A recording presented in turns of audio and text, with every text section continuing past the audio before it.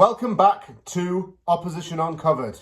Sunday is going to mark a very big day for me personally and also on the footballing calendar, especially if you're in East London.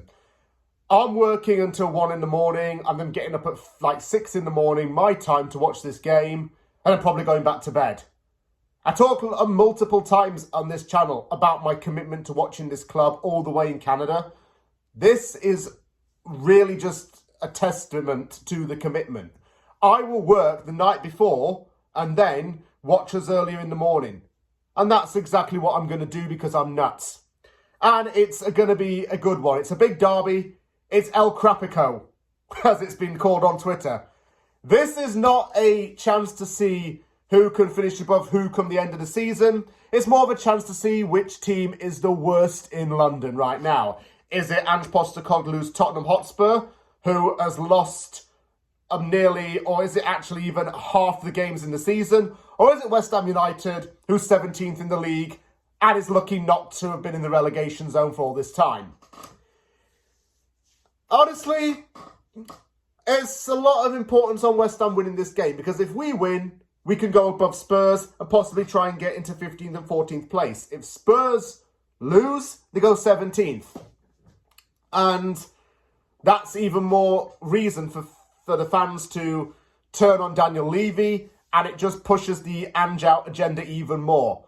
I think this future's still going to be very undecided at this point, but come the summer, there will be a clear idea of where the Australian ends up. Is he going to be on the dole?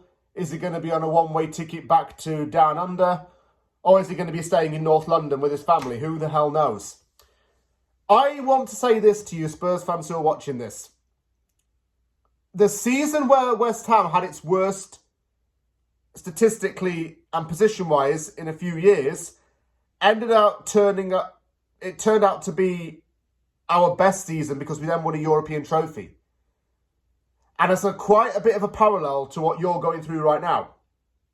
You're having a really bad season, but you're set to get through to the final of the Europa League and have a shot at winning a European trophy. And if you do actually win it, it turns out to be not so bad of a season, does it? And then you can say, oh yeah, we were crap in the Premier League, but at least we had Europe to compensate for it. And I think that's where David Moyes somehow got off the hook at times. When league form was bad, he was at least getting results in Europe. West Ham remains the only team in the Conference League history to win the competition while going unbeaten throughout a season.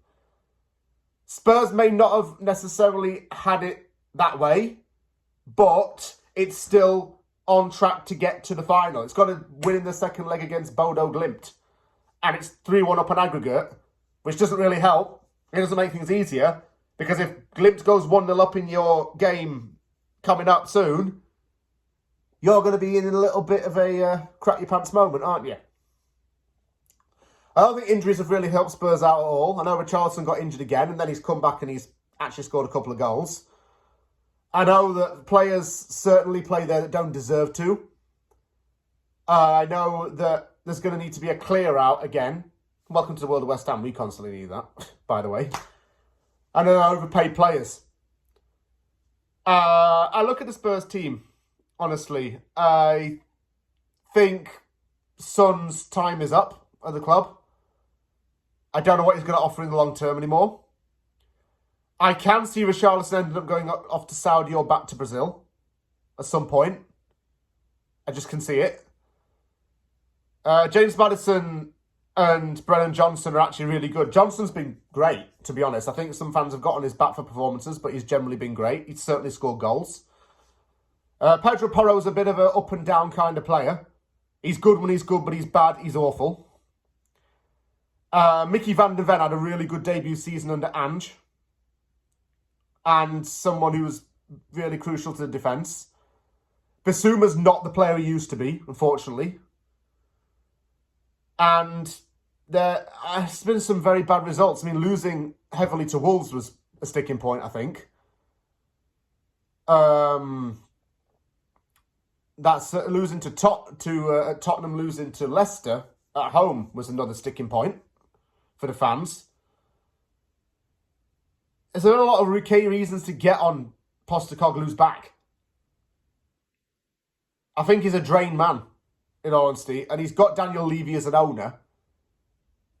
So, in that sense, he might not have been the problem. It might be your owner.